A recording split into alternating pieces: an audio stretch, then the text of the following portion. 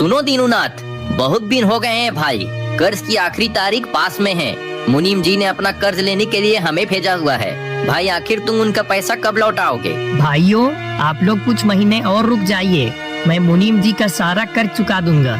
सुनो दीनूनाथ, ये तुम्हारा हर बार का बहाना है। अब तुम्हें जो भी कहना है मुनीम जी के सामने जाकर कहना। चलो हमारे साथ। ठीक है भाइयों, तुम लोग चलो, मैं अभी आता हूँ। ठीक है दीनूनाथ। तभी अंजलि दीनूनाथ की बेटी तालाब से पानी भरकर घर लौटती है। पुरानी खाट पर बैठा हुआ दीनूनाथ उससे कहता है, अंजलि बेटी सुनो, आज फिर वह मुनीम जी के आदमी आए थे। बोल रहे थे कि कर्ज चुकाने की आखिरी तारीख पास में है और उन्होंने कहा कि आज मुझे मुनीम जी ने मिलने के लिए बुलाया है। अब मैं क्या करूं बेटा, मेरे पास तो अभी बिल्कुल भी पैसे नहीं बचे हैं। पिताजी, आप बिल्कुल भी चिंता ना करें, मैं हूँ ना। जब तक मेरे हाथ पैर चल रहे हैं, आप कर्ज की बिल्कुल भी फिक्र मत कीजिए।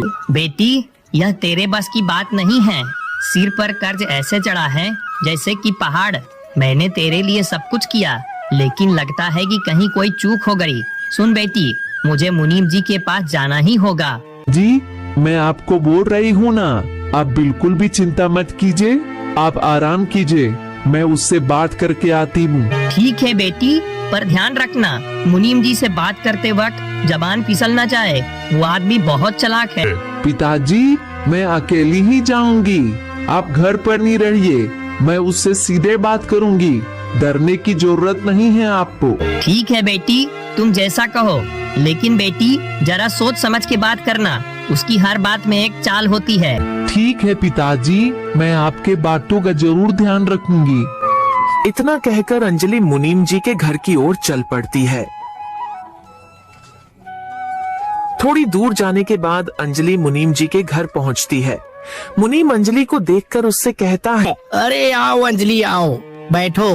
तुम जानती ही होगी कि आखिर मैंने तुम्हें यहाँ क्यों बुलवाया है। हाँ, मैं जानती हूँ मुनीम जी, मैं ब्याज की सारी शर्तों को विस्तार से जानना चाहती हूँ। सुनो अंजलि, मेरी सारी शर्तें सभी के लिए एक जैसी ही हैं। समय पर कर्ज चुकाओ और मौज करो, पर मुझे नहीं लगता कि तुम मेरा कर्ज चुका पाओगी।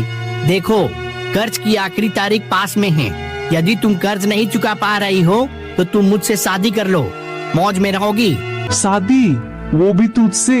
मैं मर जाऊंगी लेकिन तुझसे शादी नहीं करूंगी। अरे तेरे जैसे निर्दयी इंसान तो मैंने आज तक में नहीं देखा, जो लोगों को ऊंचे ब्याज पर कर्ज देकर उनकी सारी जमीनें हड़प लेते हैं। मैं मेहनत करके आपका सारा पैसा चुकाऊंगी, लेकिन तुझसे शादी नहीं करूंगी। तो ठीक है, मैं तुम्हें 1 महीने का टाइम देता हूँ, लेकिन याद रखना, यदि 1 महीने के अंदर कर्ज नहीं चुकाया तो अंजाम बहुत बुरा होगा। ठीक है।